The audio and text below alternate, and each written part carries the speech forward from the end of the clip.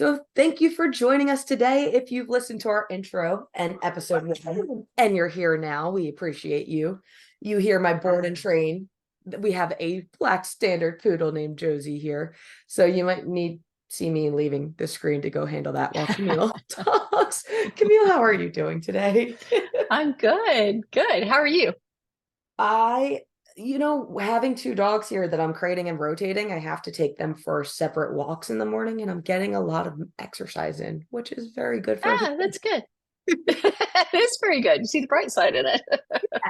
endorphins and all that nonsense. There you go. Absolutely. Absolutely. So today our episode is titled "You Are Enough." We are talking about today the podcast is titled "You Are Enough" because we wanted to just create more positive content out there and more feel-good content. What does the title "You Are Enough" mean to you, Camille? Um, I think we all need to remind ourselves of that because, when you think about social media and stuff like that, you see first, you're only going to see the good stuff on social media, right? Nobody's going to post like, I trained a dog wrong and they're going to post it. So everything you see is so fantastic, but yet it can leave you feeling like, why can't I do that? Or why am I not at that point yet? Or, whatever. So remembering that you are enough is a huge deal. It really is. It's not constantly second guessing yourself, and it's having the courage to say, you know what, I'm enough. I'm good. I did good today. I remembering all the good things, like maybe even needing even if you got to put a sticky on your computer that says, hey, remember when you did this? It was fantastic. That was just last week. Affirmations, 100%. They talk about Yeah. that in therapy, and it is a thing. Right. There are so many different techniques that I'm learning about in my therapy program that I joined, and it's really similar and kind of, oh my gosh, too close to home how many of these techniques we use in the dog world in a different way. Interesting. Yeah. Yeah, absolutely. Um, so comparing ourselves to others is a waste of time is really one of the main themes of this podcast today. And thank you Hmm. for that, Camille. Definitely. Absolutely. This podcast is for both pet parents and for trainers, engineers, any other fill in the blank occupation. We're all putting ourselves in these situations where we're comparing ourselves to others in an unhealthy way. Yeah. Yeah, definitely. And we also are going to hit a little bit on in this episode about our experiences with social media and just, yeah, I guess our personal opinions of it. Hmm. Because And it is important. It's important to point out that these are our personal experiences and opinions, and we're by no means trying to be a behavior consultant for people, because that's not the way we're trained by any means. But you can't ignore the fact that the learning theory is through every animal, every person. It's all the same. It's just a different being that's doing the learning, or the or feeling like they're not enough and stuff. So yeah, it's really interesting. I mean, the what we know about dogs, we've learned from mice and pigeons and primates. So mhm. yeah. So with that said, shall we jump into it? Yeah, let's do it. Awesome. So the first thing we did want to discuss was the imposter syndrome. Yeah. And a lot of what we're discussing is from Andrea Harrison's conference presentation in 2020 Lemonade Conference. Uh, Hmm. Go ahead. Camille, do you want to go into, I guess, well, I guess we probably should start with what imposter syndrome is, right? Yeah, so imposter syndrome is just feeling like you're not enough, feeling like you're fake, like you say you are something and you're not. Feeling like you can't, you do something but you represent yourself, that you can't do something but you represent yourself as something you can. One thing it's not is when you're asked to do something that you can't do, that's not imposter syndrome.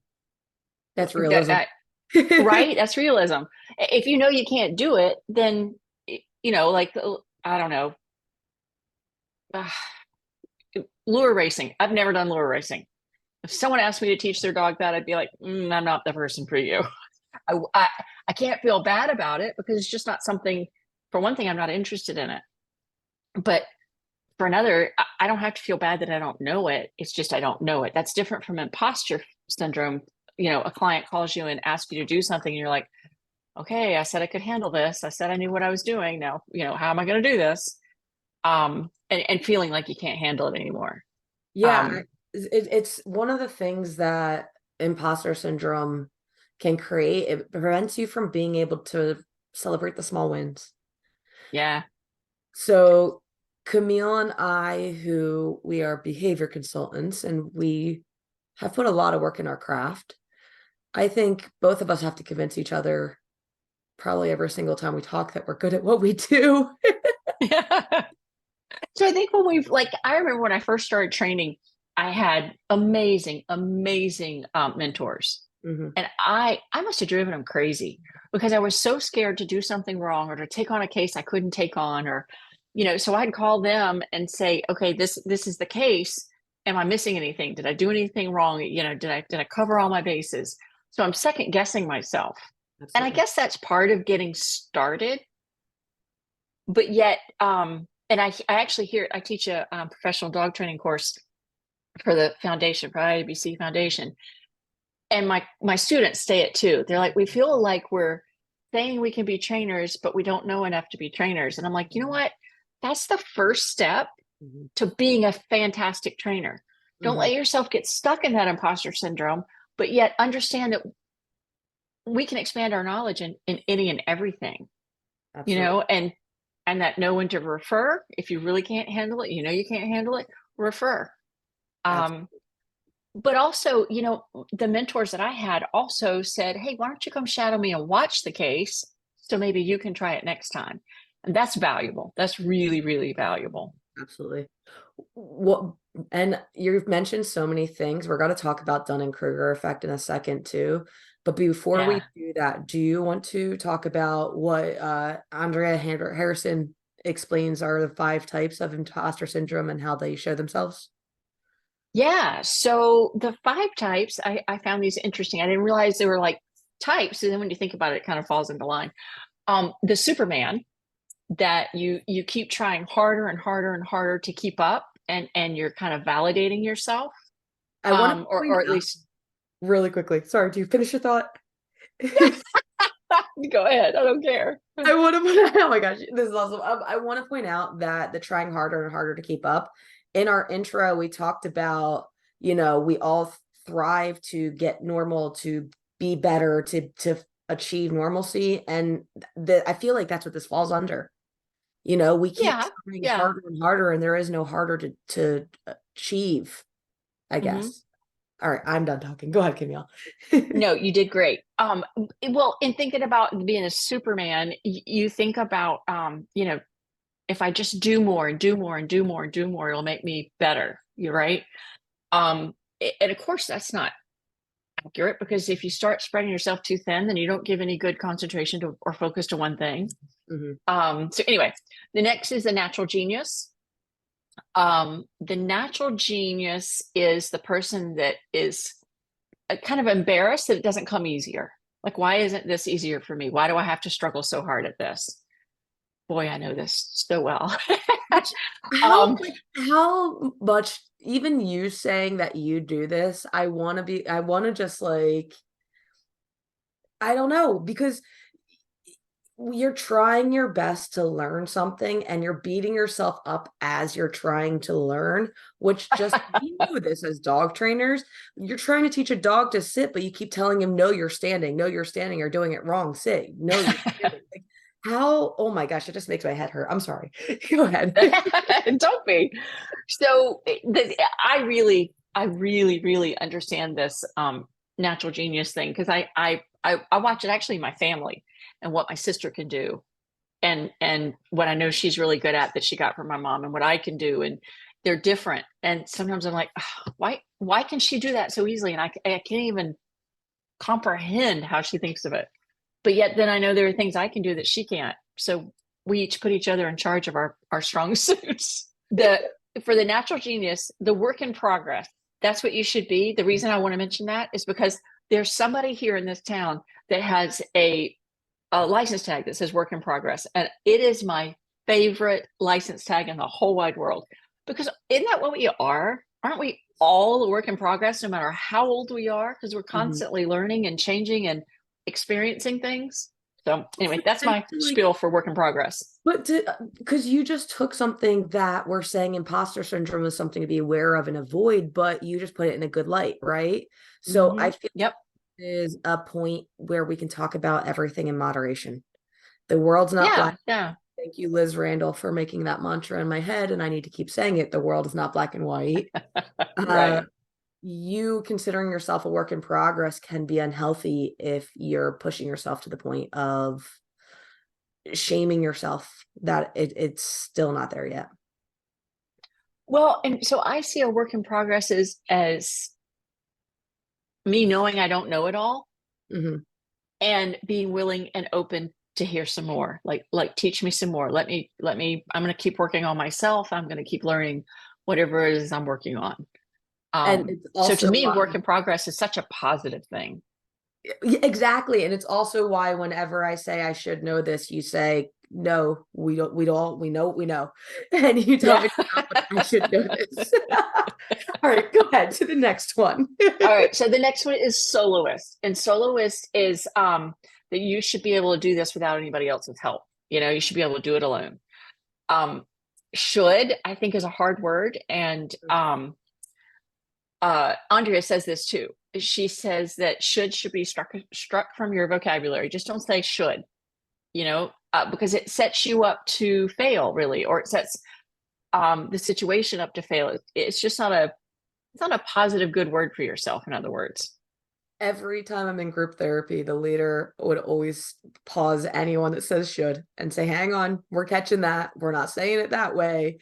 So, yeah, Oh, interesting. even when we're all together working on our mental health, we avoid should Yeah. conversations. Well, it's smart because if you keep saying should, it makes it you're never going to be enough. And the real fact is you are enough. Absolutely. You are enough.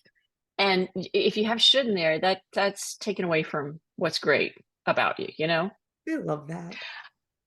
And so the next one is the expert. Um, the expert, and there's value in how much they know. But you feel fake because you feel like you're not that expert. Like you want to be that expert, but you feel fake because you don't know it all. To me, this is kind of a classic Mhm. imposter syndrome. People would come to me. I used to do dog training, and when I did just basic obedience dog training, people would come to me for puppies and all these things. But it took me a while to learn those and feel like I was an expert, and I felt fake the whole time. Mhm. But then again, if I'm patient with who I am, every single time I had one of those experiences, I learned from it and I got better and better and better. And sometimes I even look back and think, wow, I was brand new. How did I even think of that? Like, um, so that's when you can be positive about it and think, okay, this is not bad. But I'm not even sure expert is a fair word. I don't know. Expert to me is hard on you because you feel like you have to be perfect. It sounds similar to the natural genius in that way. Yeah, yeah, true. Yeah. I just, Um, and the last one, if imposter syndrome is the perfectionist, mhm. thinking that okay, it can always be better. It can, this doesn't look just right. I've got to tweak this. I've got to do this, and sometimes enough is enough. Like you are enough. You don't have to keep pushing because it really is fantastic. Yeah, I think that this just whole sums up why I'm in therapy. I think imposter syndrome or even just feeling like enough is enough is very hard right now Mhm. because of all the social media. We never used to have this, when I was younger. We weren't, it was all about TV then, for example, and all the models and the way they were portrayed on TV. And now, wow, it's in our face way more than the TVs when I was growing up. It's in Mhm. our face every single day. I watch my daughter on her phone it's all the time. Absolutely. And I feel like if there's a constant rush of the way social media is set up, and we'll continue this conversation at the end, but I feel like there's a constant rush of trying to get your stuff out before everyone else, and it's Yeah, just yeah. the pressure is not healthy. But we'll go into the ups and downs Agreed. of the media at the end of this podcast. I want to jump into Dunning-Kruger. Is there Yeah, anything let's do else it. you wanted to add on imposter syndrome? No, not right now. Okay, We have a little. I have some more information on it, but let's do Dunning Kruger and see what we can see keep how on we going can with. balance the two. Yeah. And I think that we're going to be having follow-up podcasts to, all right, we did that, but now we want to talk more about it and maybe even answer further follow-up questions from these Hmm. episodes that we're creating, because I know our brief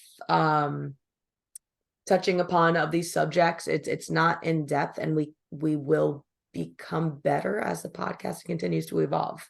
So thank you for sticking it out with us thus far. Uh, so the Like Dunning anything else, we'll get better and better. exactly, and that brings us to actually the Dunning-Kruger effect. So I did listen to Hannah Brannigan's "Drinking from the Toilet" podcast. Episode number 100 is on the Dunning-Kruger, but also Dunning did a podcast back in 2014 where he described from his perspective what the effect is and how it's evolved. And the interesting thing is one of the lines he says is, "Are you vaguely embarrassed by the thing or person you were 5 to 10 years ago? If you are, then that's a good sign that you're Dunning-Kruger, it's not affecting you. Because if you can look back 5 to 10 years and be like, oh, I've learned so much, then you're on the right path, you know?" So So tell us what Dunning Kruger is, because I get this one yeah, I'm confused. sorry, I completely jumped ahead of it. So No, no, basically, that's the okay. way he summed it up was incompetent people are unable to recognize they are incompetent. Ah, okay. And we'll have this podcast in the show notes too, because the way he just talks, it's heady. It's kind of like a Hannah Brannigan heady information based podcast that I love. But it really did just everything that you talked about imposter syndrome. I'm like, oh, he kind of talked about that in Dunning-Kruger. Oh, he kind of talked about that too. And me talking about how this podcast is 5 to 10 years, this podcast is from 2014. So it'd be really interesting to see what he thinks about What this do he thinks podcast now? that was recorded 7 years ago. But I mean, the effect is still the same. So even though we probably have learned some subtleties here and there, we see it all the time, which is the more experienced you are, the more you know what you don't know. Absolutely. Absolutely. And I think that's what makes us better and stronger. I really do. Yeah, and he Um, said a line Understanding what you don't know and how working towards being better. That's the work in progress. 100%. Yeah, because like, oh my gosh. So he even said geniuses don't know how easy they have it because they can't see how difficult it is for others. Hmm. And so while we're talking about comparing ourselves and social media and all of that, depending on who you're watching and what they think they know, they could be speaking with such confidence because they have no idea what little they know. And that Hmm. confidence just makes you want to follow them and agree with them and believe them. And that just drives me nuts, and the dangers of social media. But it's important to talk. Yes. So yeah, I mean, I think that the line of incompetent people are unable to recognize how they are incompetent. And the way they described it made it really clear. I kind of saw more of a exponential curve essentially. So if we're looking at, let's say, certifications, we'll go with, right? When I had my ABC certification, which it took me, it's do at your own pace. I think I had it done in a month because it's read it all, take the test. You're volunteering your time and earning it. But I thought I was a dog trainer to the fullest extent. Right. Hire Right. me. I know what to do. I'm a professional. I am a professional. I have a certification. Look at my letters. Yeah. Right. Yeah. So, but it didn't take me years to get KPA. Once I realized that KPA was my next step I wanted to do, I was able to get it done probably that following year. Hmm. So, as a beginner dog trainer, I have now two sets of really good letters after my name. Letters after my name. Um, And I thought even more, holy crap, look how much I know. But the more I continued training, the more difficult and the more hours you need for the certifications, behavior consultant or the CCPDT, you need 200 hours. That it takes so much more time to get to the next level in your knowledge compared to when you first get started. And he said, and they were describing that that's where this kind of false confidence comes from. By Because thinking I got this, and so I've gotten this far, so I know it all. I'm done. exactly, I Yeah. achieved these many certifications in this short period of time. Look at how good I am at this. Hmm. And the more you do it, you realize the certifications, while they absolutely do say that the person, it gives good information about the person's techniques and their ideology, it doesn't give too much information about skill. Yeah, true. And actually, that's what made me pursue IABC, because even CPDT, yeah, I sat and I took my, my 4 hour test, and it was multiple choice and blah, blah, blah, and passed, both of them, the CPDT and the CBCC. But I felt like the IABC test really showed your skill because it was very specific, and you had to say um, exactly what you would teach in certain situations and how you would teach it, and what were the possible outcomes and how would you fix that. And there were a lot of details that Mhm. had nothing to do with CPDT. And it's not that I'm saying CPDT is bad. I'd do it again. I absolutely would do it again. Yeah. Um, but I just found out there was something a little bit more, and I'm like, okay, I got to push myself. I got to, I want to prove to myself and to my clients that I know what I'm talking about. And I And think, that's kind of where it led me to that.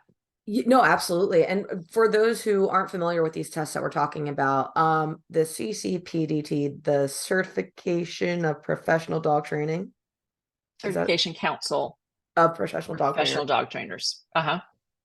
They have a knowledge assessed certification, which means you basically understand the vocabulary and the workings of behavior ish.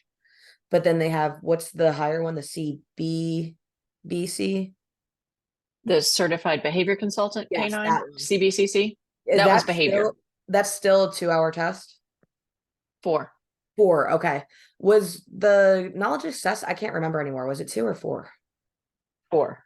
Oh, wow. But Okay. then, and they have the KSA too, the skills assessed, Yeah. knowledge and skills assessed, which is good because that part is where you have to video. I helped a trainer here do her videos one time, just so I could help her set it up and she could do her turn them in.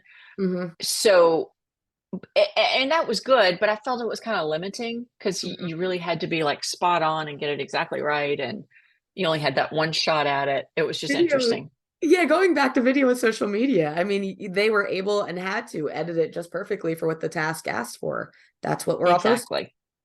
Um, Exactly. and we're kind of going off. But I want to just finish this just so that you kind of yeah, that's right. with us. Yeah.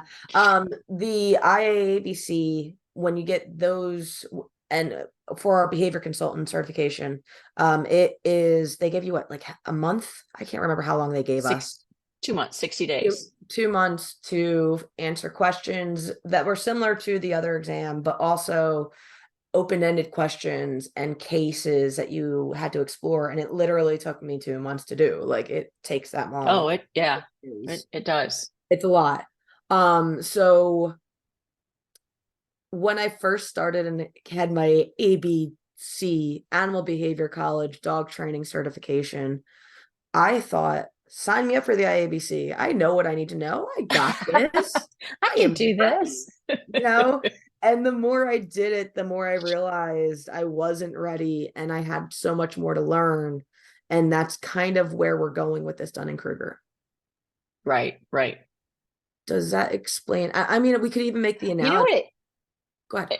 You were saying something a minute ago about the incompetent people don't realize how incompetent they are, Mhm. and I think that is such a problem with the dog training industry. it is such a prolific Mhm. industry. There are so many dog trainers out there. And honestly, that's to me, that's one of the things that's the problem with dog training is that you don't have to have a certification. You can hang out a shingle and say, I'm a dog trainer, and Right, boom, you're a dog trainer. right. Um, those are the people that I feel like don't know what they're doing. They think they know what they're doing. They think they're doing it right. They don't question it. They don't seek out higher education or learning about it. They just say, "Oh, well, I've done this before. I can do it again." Yeah, and I'm with you, but there has to be a balance because think of us when we first started. If we didn't have that fake it till you make it mentality, which granted, there's a line because part of what you're saying is a fake it till I make it, but part of what you're saying is I know it. And unfortunately, like you're not wearing that on your sleeve, like I don't know if you're faking your confidence because you are overcompensating or you're exuding confidence even though you shouldn't. Yeah, yeah. I guess I'm thinking more of the people that, are not really even trying to learn, Hmm. or Yes. that, for example, they learn from one place and they Hmm. don't seek out any other knowledge or any other way of training, or, this is it. I feel like that's such a dangerous path too, because I have to catch myself. Right? There are some people I really love learning from. Leslie McDevitt, anything you want to tell Mhm. me, Leslie, I am here to listen. You know? Me too. Me too. Well, But there's so many of them, and they're great people, and mhm. there's so much good information out there. I always want to learn. Like I'm seeking out new information, I Oh, was you're in a webinar the other day, and a trainer here in town, a newer trainer, was in the same webinar, and she's personally like texting me going, "Why are you in this webinar?" And I'm like, I can't be here. She's like, no, like you have a successful business. You've been doing this for years. What do you need these people for? And I'm like, well, but I might learn something. And that's truly my thought process. What if they say something I can learn from? And, take a little nugget from here and a nugget from there.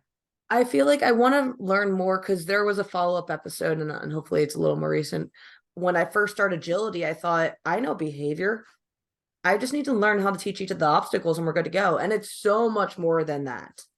Right. Even now, knowing like me talking about my emotional maturity, it's not there yet because even now I could recognize myself even a year ago thinking that I knew more about agility than I knew, you Hmm. know?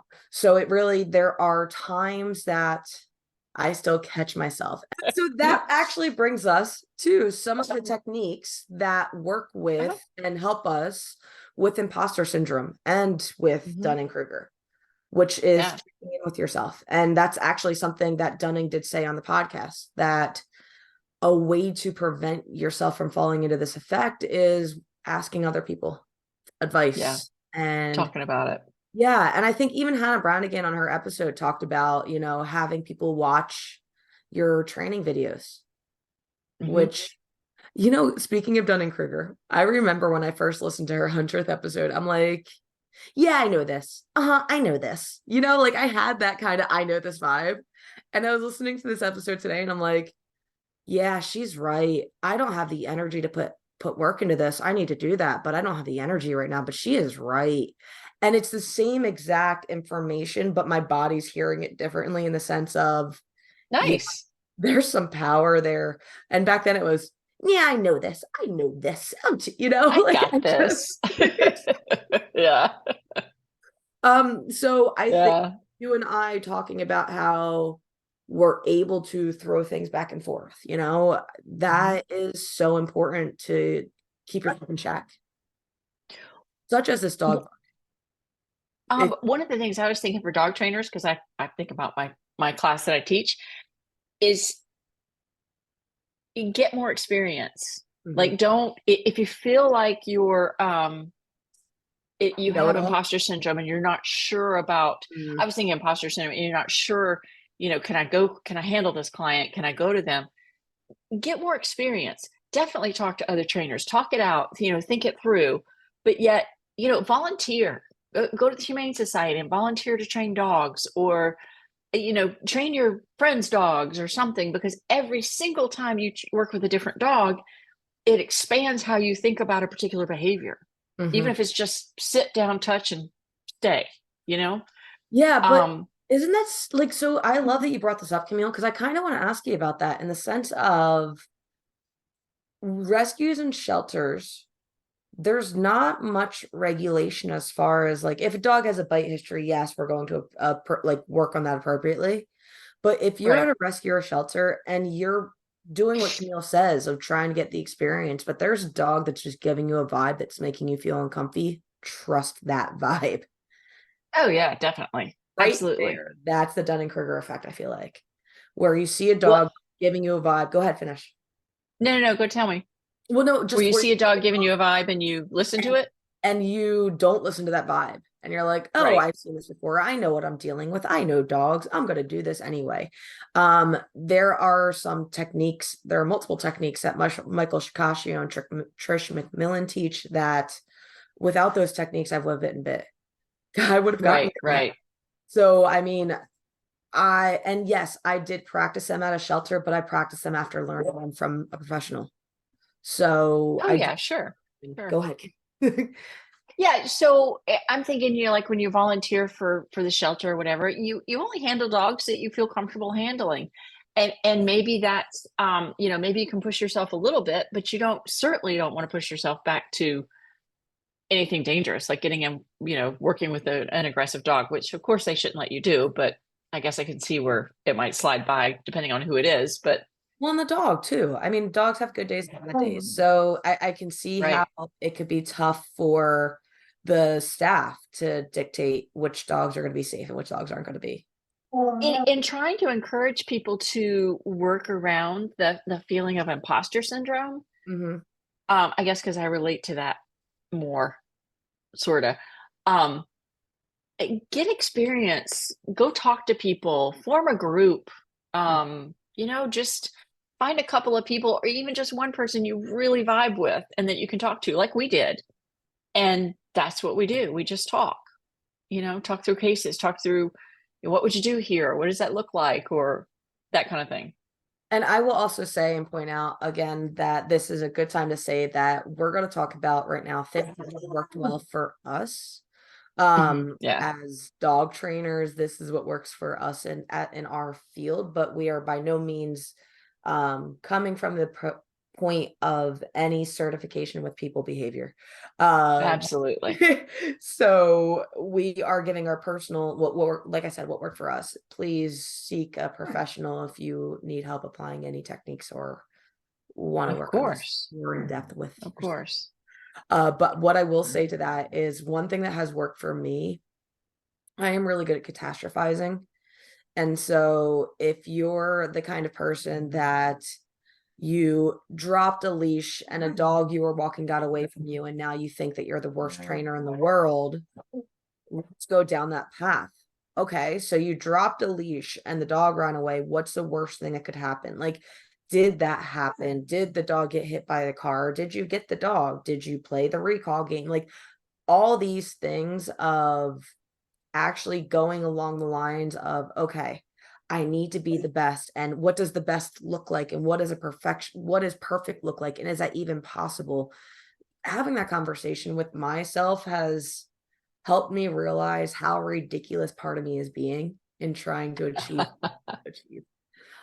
It does take a little more mindfulness than I feel like I currently have, and I'm working on building. But for those that have mastered more mindfulness than me, those techniques might work for you. Well, one of the things I always think about are mistakes are human, and we teach our clients that, right? When they're trying to set up things in the house and manage things, mistakes are gonna happen. They're human. I often think the way that you can, I don't know how to say it, like it matters what you do with that mistake. So do you beat yourself up for it? Do you do you quit training for a week because you're just mad at yourself and you're like, how could I ever do that? Or do you say, okay, that was a mistake, but I did a really good job of still making sure that dog was, careful or didn't get hurt or whatever it is, humans make mistakes. I think it's Absolutely. our recovery that matters because There's that one's line. inevitable. What's Well, that? there's that line in the movie that it doesn't matter that you fall, it matters how quickly you get back up. Yeah, yeah. Forget what sports movie that is. And it's just such a woo woo It's line. true. I mean, what do you do? Anytime you're given a problem, what do you do with it? Do you just shut down? And I'm the first one to tell you, if you give me 85 problems in a day, I'm like, okay, I stop. I can't do this anymore. But I'll Mhm. come back the next day and figure out a few of them and a few more and a few more. But when you're given a problem, it's the recovery, I think, that says a lot about who you are. I don't worry Absolutely. about the problems. Problems are going to happen. Mistakes Yeah. are going to happen. Stress is going to happen. You say that, and it's so easy for me to take that perspective when I'm talking to you. And I'm practicing trying to apply that ideology to myself and be as kind to myself as you are to me. And it really, that in itself is a learning curve. Um, you kind of hit on, I think it's Sarah Owings was the first one that created the emotional cup analogy for me. Oh, okay. Yeah, And I think she's got a handout on that, doesn't she? yeah, Was it I her send that it to made that? clients frequently. Yeah. Uh-huh. And where I'm talking about this is, walking Pluto when he's not pulling the entire time, that fills my cup. Walking Pluto when he is pulling nonstop, that empties my cup. At the end of that walk, I'm gonna have more energy to clean the house when he hasn't walked because my cup is more full, you know? Hmm. Recognizing what fills your cup, and not only what fills your cup, but recognizing where your cup is at any given point in the day. It's allowing me to be more kind to myself. My grammar, like using this grammar. Because it is 6 o'clock on a Tuesday, I'm going to be kinder to myself and recognize that my grammar may not be spot on. Um, and that my cup is like maybe a quarter filled at this point. I haven't even finished my beer yet, so we need to that's gonna help fill my cup, you I know? agree. So just I think that's a really good analogy for me to keep track of where I am, and also another way to be kinder. Hmm. Oh, yeah, absolutely. The Being kind to yourself, I think, is one of the hardest things to do, especially when you're frustrated. Mhm. But it's essential, and just and not beating yourself up, especially in front of other people. Like, don't put yourself down in front of other people. Stand strong. Just, it's okay to admit your mistakes and stuff, but don't beat yourself up over it. Yeah, you tell me that all the time, and I don't know what it is. I mean, and I think this was on a Cog Dog podcast, I think, where she was talking about how it's reinforcing, or it's almost like you're pointing out you already know you're wrong before someone Hmm. else can point out you're wrong, you Hmm. know? And we do that all the time on social media, and I still do it. This is now just a conditioned response, in the sense of, if I'm in a social situation and I know I'm doing something wrong, I'm gonna say what I did wrong so no one else can call me out, because I don't want someone Uh, else to think they're better than me, because I already know I'm bad, you know?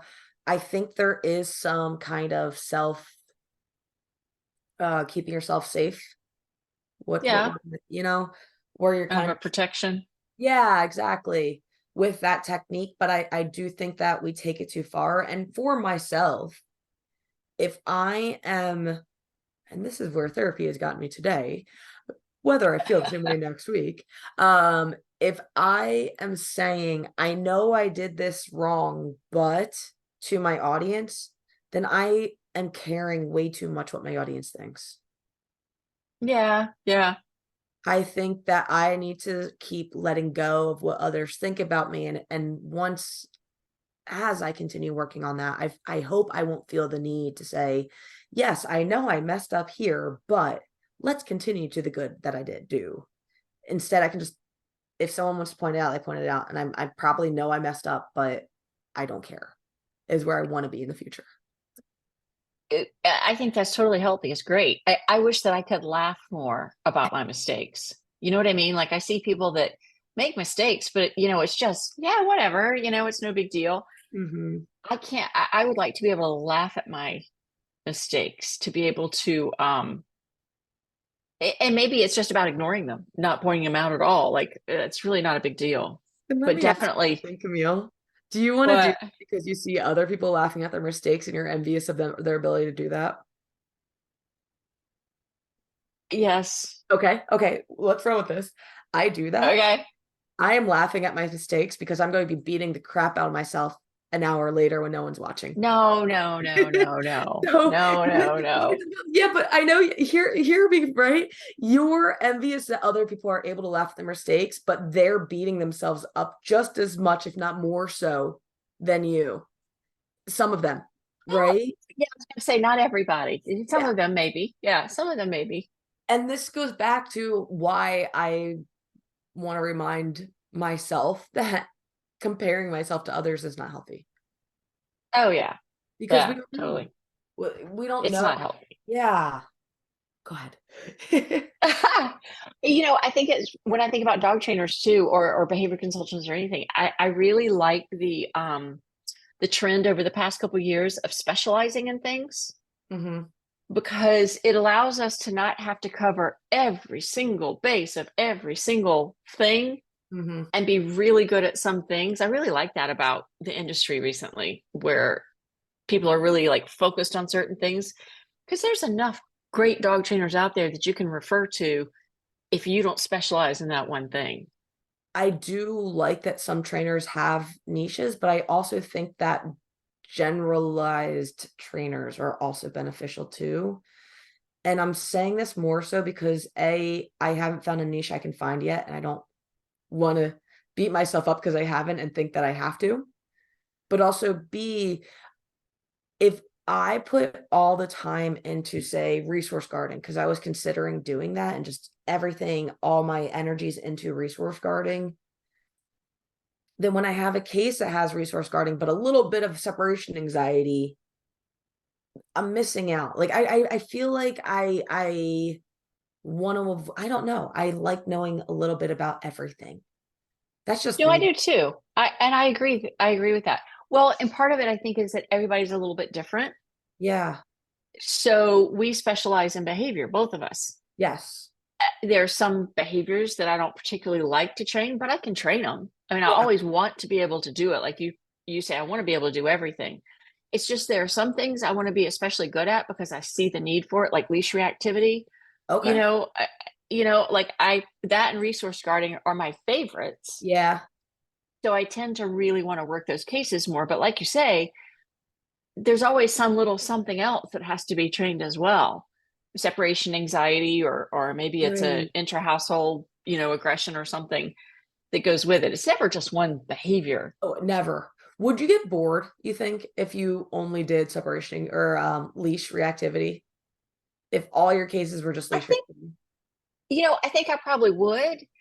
But when I think about cases, it's never just one behavior. It's Yeah. usually a group of behaviors. Hmm. So when I say that I specialize in those, I do. I work really hard to make sure I know those things really well. But I was listening to a separation anxiety podcast today just because I wanted to hear what it was about, just to see Yeah. if there was anything new or different. Because I mean, just because you specialize in one thing doesn't mean you can't do all of them, I guess is what I'm thinking. Because there Hmm. are still cases that are going to be over your or my head. And I say that Oh, loosely, right? sure. In the sense of we need Dr. Maggie O'Brien is our veterinary behavior therapist. So we Yay. absolutely need her help and she's amazing, you know. Even if you're thinking about referring to a veterinary behaviorist, I think of that as collaboration. I don't think of it as something I can't handle. I think of it as something I can't do legally, like prescribe medicine but I don't think of it as referring up, I guess. I think of it as, you know what, we need to bring somebody else on the team because I think it's going to be they're going to be a valuable player and help our work be better. Absolutely. I have not considered that. I mean, but also the amount of clients that veterinary behaviorists see on any given day because of remote. So they are getting a lot more data to their craft. Yeah, sure. And I feel like And they they want. see different I wish that I could have access to publications like Mm, they can. mhm. Some of the veterinary behaviorist groups, I can't. some of the things I want to read online, Mhm. just to learn about stuff, not because I'm going to go teach it, but I just want to expand when I'm thinking about stuff. I can't access it because I don't have those qualifications. Yeah. Oh, so we need to find a company that wants to hire behavior consultants that gives us access to education and provides benefits. When we were discussing this episode, my head went to all the downs of social media because I Mhm. have a lot of learning to do about not caring how much others hit like or love or what they have to say or if they are criticizing. Like, I just need to stop caring because it's really Yeah. unhealthy. But you had some good things to mention about social media. So do you want to add your 2 bits? Well, I mean, I think we get stuck in this place where you got to realize that social media is only going to be the good stuff. I Mhm. mean, sure, somebody's going to gripe or moan or complain or whatever, but for the most part, people are going to post their happiest moments or their best travel place or um their biggest win. And we have to realize that that's good for them, but it doesn't shape us. Like it doesn't mean we're Yeah, lesser because we don't have that same experience or that same thing happen. Does that make sense? absolutely. 100%. There's so much more to everybody's life than what we see on social media. Mhm. So we have to make sure to not judge just by that because we're all human, we're all making mistakes, Or we're just all stop figuring it judging. out. If you could just Huh? stop judging, that's just I the biggest thing. I mean, yes, there is Yeah. like I always thought judging was helpful growing up because it made me recognize where I want to be better, but I did it in a really unhealthy way and I need to stop doing that. So, because if someone's doing Yeah, it there, I can learn from their mistakes, but who am I to say it's wrong is where I'm starting to learn and catch up with myself. So, I mean, I think, absolutely. yeah, if we could all just stop judging each other. If you have nothing Yep. nice to say, don't say it. I wish that was Or if healthy. you see something on social media and you don't like it, just scroll by. You don't have to Yeah, but stop why and do make an you argument about it. and I I mean, it, go ahead. Oftentimes I think it's the people that don't realize they don't know much that speak up. Kruger. I do think there's a lot of that. There's a lot of Yeah, I do too. whenever people are like, honestly, this is a conversation in itself, and I'm just gonna touch on it because I don't want us to be like victimized for even mentioning this, but the conversation of euthanasia is one of those Mhm. things that there are a bunch of trainers that are quick to say, at this level, the dog doesn't need to live. There are a lot of trainers that say, I have helped rehabilitate dogs at this level. And there are so many unknowns in each of those cases that both sides are arguing about that they don't know. And Yeah, yeah. yeah, that whole thing, it's scary to watch anyone give advice about euthanasia online. I used to volunteer here in town. I guess I won't mention where because I don't want it to be bad, but Mhm, so there were there was a euthanasia list, and there were people that did the euthanasia, and they were always, without fail, furious at the people that made the decision. mhm, And I get that. I would not want the job to have to literally euthanize an animal. That would break your heart a million times a day, and that's just crushing.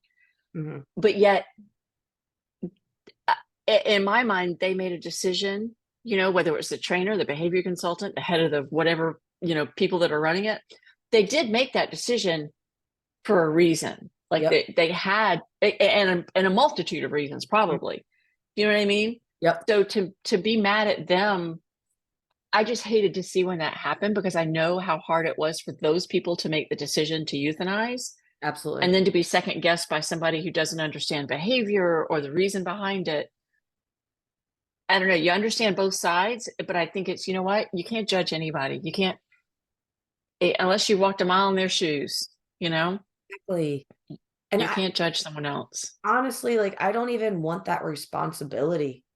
Like, Yeah. I do take it on, absolutely, and I take those cases that I don't know if the outcome's going to be this dog is going to be with us at the end of this case. I do take those cases. It weighs on me. So for I anyone, have one right now. Yeah. it sucks. And like you're constantly questioning if you're doing the right thing, and there is no right and wrong. So Mhm. it's to judge someone else's decision in those moments when you think you could have done it better or differently, that's not helpful for them, you know? Mhm. And I Right. need, and really, if I'm doing this to anyone, point it out to me because I don't want to be that person doing it to anyone else. Right. But Right. I do know I catch myself being in these situations where it's just like, all right, no, this isn't helpful. And I want to be helpful. I don't want to Right. Right. cause more people more stress. There's too much of that. All right. Oh I yeah. think that does bring us to a good circle of what we want to talk about today about, Yeah. listeners, you are enough. Yeah. Join, Meet us back here. yeah, join us back here. We'll probably be posting weekly. So absolutely. Good. Yeah. What are we going to talk about next time? Our next week, our next podcast, we're going to talk about perceptions and expectations. Um, Kind of a little bit like this. Okay.